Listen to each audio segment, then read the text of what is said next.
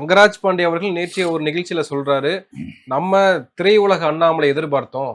ஆனால் தரையில ஒரு அண்ணாமலை நமக்கு கிடைச்சிருக்காரு அப்படின்னு அவர் சொல்றாரு. அப்போ ஒரு அந்த அளவுக்கு எதிர்பார்ப்புள்ள ஒரு மனிதராகத்தான அண்ணாமலை இருக்கு. திரையுலகில் உள்ள அண்ணாமலை வந்து ஒவ்வொரு தடவையும் ஷோ முடிஞ்சு ஆஃப் ஆகிடும்.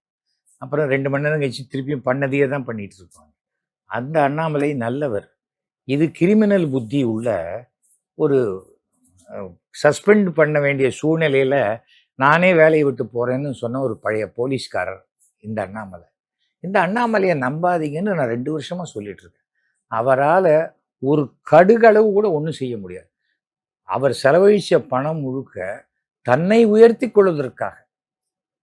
அண்ணாமலைங்கிற அளவுக்கு பிஜேபி அவர் வசத்தவே இல்லை.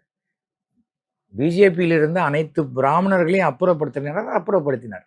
அது ஒரு ஜாதி வெறி மிகுந்த ஒரு மனிதனாக இருந்தார். தான் சொந்த தொகுதியிலே ஜெயிக்க முடியாத ஒருத்தர். அதிமுக கூட்டணி கிடையாது இருந்தால் நான் ராஜினாமா செய்வேன்னாரு.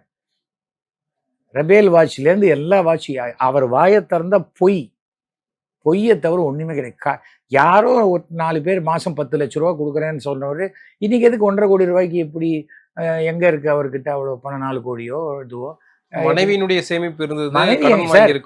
மனைவி என்ன அவங்க என்ன என்ன இதில் ஒர்க் பண்ணுறாங்க அவங்க? அதுவும் ஏன் கொடுக்கல முன்னாடி? அப்பவும் 15 லட்ச ரூபாய்க்குள்ள தானே கொடுத்துருந்தாரு. என் குடும்பத்துக்கு கொடுக்குறாரு தானே சொன்னார் அண்ணாமலை. அப்போ குடும்பம்னா எப்படி? அவர் மனைவி இல்லாத குடும்பமா அவருக்கு? என்ன சொல்றீங்க? அந்த ஆள் வாயை திறந்தா பொய் sir. Is unfit to be a politician. Rangaraj பாண்டேயும் இதை கேட்பார்.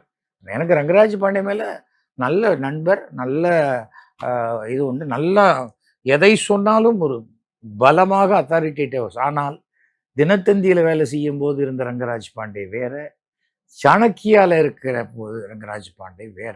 அது சேலரியை வாங்கிட்டு அவர் பாட்டுக்கு பர்ஃபார்ம் பண்ணார்.